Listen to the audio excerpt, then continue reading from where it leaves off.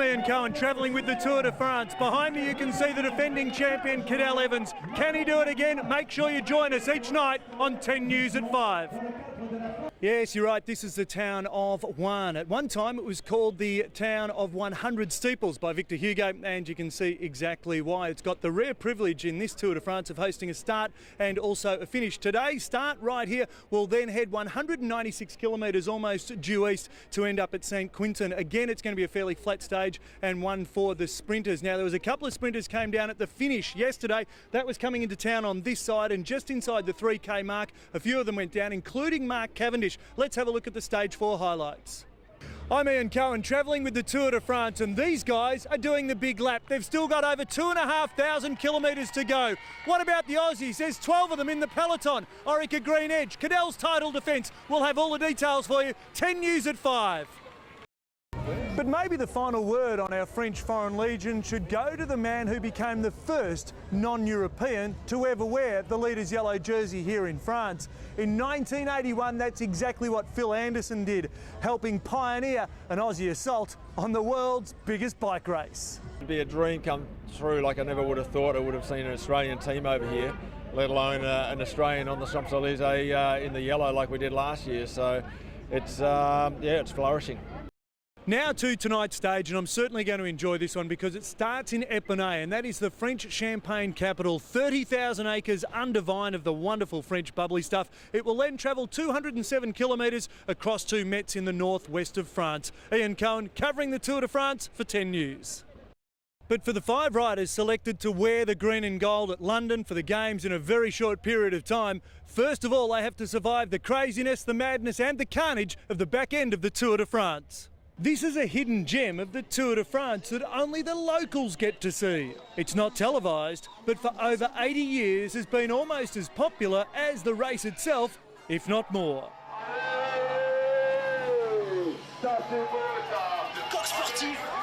The sun shining and the sky is blue. Look at the people, it's formidable. The Tour de France, vive the Tour de France! At the start and the finish, and all parts in between, it's a 45-minute long extravaganza of advertising with typical French flair. On distribue des cadeaux aux gens et voilà, c'est super sympa, il fait beau, le soleil est là, voilà. And if you know Parlez-vous français, I think this is what she meant to say. It's a good job, and the second time I realized Tour de France, and it's very, very good. Thank you. The overexcited models are stunning. The experience a sensory overload.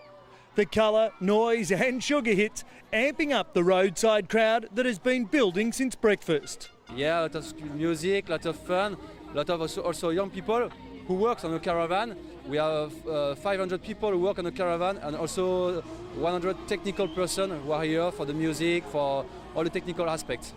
This parade is absolutely amazing. It's almost endless. There's 180 cars and over 600 people involved on the road every day. And the sponsors pay between $300,000 and $600,000 just to get their vehicles involved. But more importantly for these people and the folks in the towns and the cities, they give away 15 million free products throughout the tour. Much presents. Voilà, okay. Thank you.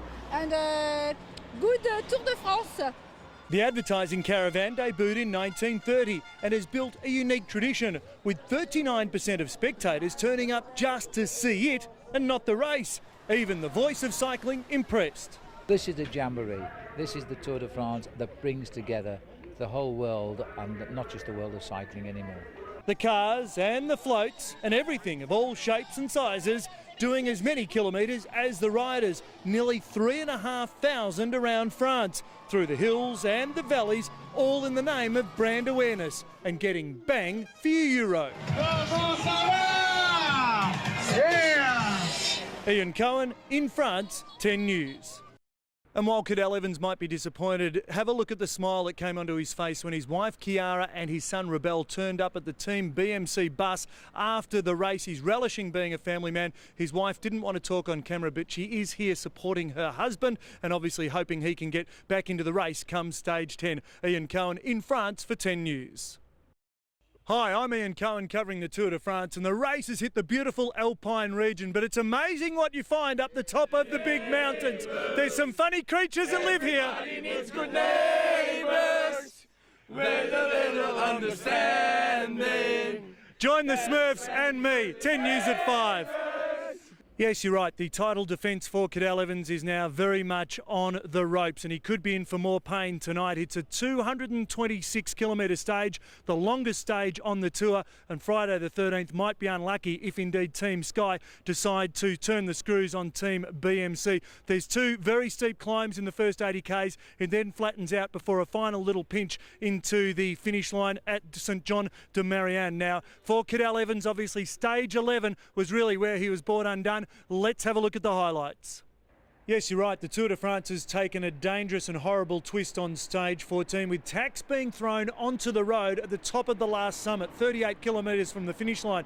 That's where Cadel Evans first punctured. You can see the vision here. This is John Lalong, who's Cadel Evans' director sportif, basically his coach, showing me the tack that he took out of Cadel Evans' rear tyre. And amazingly, there were more tacks on the descent, with riders hitting 80 to 90 kilometres per hour. ASO, the organisers of the Tour de France, have asked for a police investigation. Extraordinarily dangerous, and when I spoke to Cadel Evans, he certainly didn't hold his feelings back. Cadel, can we have a couple of words just about what happened at the top there, Cadel? Can we just have a few? 3 punctures. Yeah. All tacks, I think. Nails, protesters, or some kind-hearted people on the road trying to ruin my season. What are your thoughts about people that will do this to the great black guys? You know, the world's full of people like that, unfortunately. Not full, but but it becomes a safety issue for your own welfare. Safety, and you know, people, when you're in a bike race and people see something they can gain, whether it's a protest or something they can gain from you as someone who's reasonably well known in the world. I'm pretty used to people who are, you know, the me generation. It's sometimes referred to, and you know, that's the way it goes. Hopefully in life, karma comes around.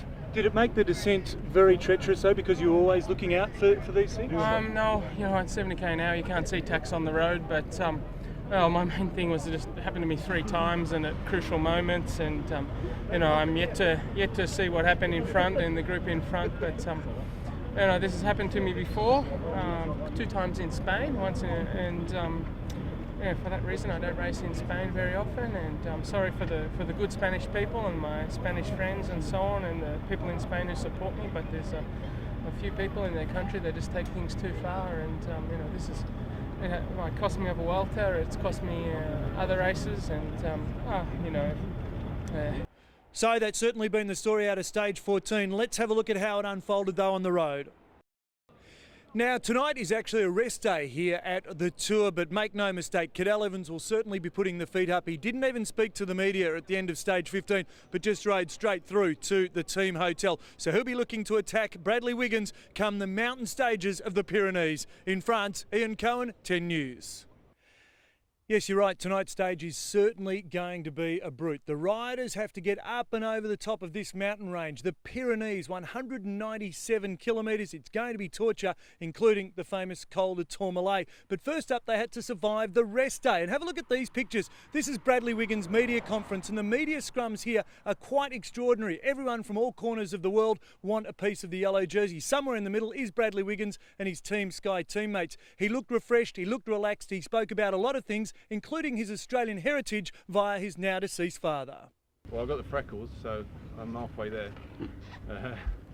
You know, no, I mean, I'm, you know, half Australian, whether you like it or not. My father, the whole family's still there in Melbourne, and yeah, I mean, you can't change your bloodline, so yeah, it is an incredible bubble to be in, but in a nice way. I mean, you know, sometimes like today, you know, you just want to go out there and just do normal things, and you've got people all around you, but you know, I remember Keith Richards saying with a gram of smack he could walk through anything. I mean, I'm not going to revert to that, but you know, it's you can understand why they used to, because he's very easy to get. It's not really reality. Do you know what I mean? It's but it is. It's a, you know, as a kid, you dream of being in this position, so it's fantastic. Speaking of to be in this position, he has a couple of years now, incredibly consistent in the Tour, but to win it last year, and obviously I don't think people fully appreciate what winning does. I mean, you train and everything to win bike races, but you can't train for what happens after and to deal with that success. And obviously he's had a different start to the season, but he's come back here, he's faced the media every day, and you know, he's not given up once. He fights to the end of the line, and that's something to be admired, you know. You know, a lesser man would have threw the towel in, climbed off because he wasn't going to win, or you know, but he's remained dignified, and every day he's gone out there and fought as if he was still leading this race. At Orica Greenedge, it was a quieter day, but they're still hoping to snare a stage win, maybe even here in the mountains, possibly even Simon Gerrans. Well, I find the Pyrenees much tougher than the Alps, actually. They're generally quite a bit steeper as a mountain range in general, but at the same time, you get plenty of support. A lot of the Basque fans come up to the Pyrenees, so there's great crowds to support along the way. I'm sure Cadell, Nibali and the rest of the guys, they know that coming in towards that final time trial, this is one of the last chances they got in to try to crack the Sky team's hold on the general classification, and they'll be giving it everything. So, stage 16 tonight, who's going to crack in these monster mountains? Wait and find out. I'll talk to you tomorrow. Yes, you're right, there's going to be more pain in the Pyrenees tonight as the riders travel through beautiful villages like this and then up some heartbreaking climbs. There are 5 absolute monsters in tonight's stage. How's Cadel Evans going to go into them? Is he going to put the feet up on the handlebars? Who knows, because he got smashed by Bradley Wiggins yesterday. He has declared that his tour is over and the title defence is finished. Oh yeah, I think he had a few stomach issues just before the race, and you know, when you have it 2 hours before the race, there's not a lot you can do. Yeah, I didn't think it would affect me in the race, but obviously that's not my normal level, and it's pretty much Tour de France over for me. You have to be optimistic, but also you have to be realistic. And obviously this year things haven't been coming together. The year's not over, but certainly you know, the retirement present I want to give to George Hincapie this year is the hope and wish for that is. Okay, thank you very much. Thank you. And you heard it's a lot of traffic. We have to leave. Yeah. Thank you, Cadel. That last voice you heard is George. He's BMC's media manager and he's hardly away from Cadel Evans at any time. BMC, though, they knew the writing was on the wall. A couple times we tried giving him gels and some food, and he was just saying something like, you know, his stomach wasn't really handling it that well, so maybe the heat was getting to him. But I mean, he looked fine up until the Aspen, and then on the Aspen he just started getting dropped. Okay, let's get to the racing and have a look at stage 16. For the 600,000 plus people who line the course every day, the Tour de France is more a festival of the road.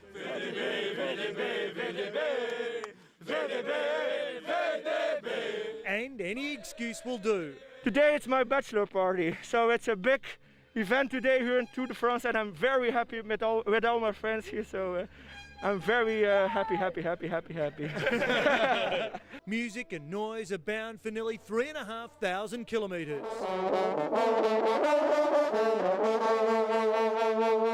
Dancing girls mix it with the tour traffic, plying their trade on the bitumen in the country. And also those who are more village people. The Norwegians come in full voice for just one man, their sole representative amongst 198 riders. You're the love of my life, Hagen. You can shake my wife. Colours crammed in the 700 towns and villages the tour touches, and local hospitality has to be respected. And the Alps is special. They're a king of the mountain cows with fresh polka dots and the famous Swiss bells tolling for all. Some use the race to make a protest, but for most it's a party that lasts nearly 3 weeks with memories for a lifetime. In France, Ian Cohen, 10 News. And when I spoke to Bradley Wiggins at the end of the stage, he admitted to me that it was just starting to sink in he was going to be a Tour de France champion. Yeah, I mean, the minute we went over the Périsord, I knew that perhaps I just won the Tour. I allowed myself at that point to drift really, and thinking of lots of things of, you know, how I got to that point. And now tonight's stage is a flat track affair around Toulouse, 222 kilometres, and Bradley Wiggins will be savouring all of those. Ian Cohen in France, 10 News. It was history in the making here at the Champs-Élysées in more ways than one. Orica Greenedge becoming the first Australian team to complete the tour, and Bradley Wiggins, the first British rider to claim the leader's yellow jersey. Half Australian, remember. I spoke to him as he made his way through the huge crowds here in Paris after he was crowned. Just take us through your feelings at the moment. It's different to how I felt 24 hours ago, really, and I've had a day to soak it in yesterday, and today we were just 100% concentrating on the lead out for Cav, so obviously it was a different focus. And now I'm just trying to go in with the flow, getting pulled left and right, and it's not real at the moment. Congratulations. What about the Olympics now? Is that your key focus? Yeah, I'm going for gold medal number 4, so I have to.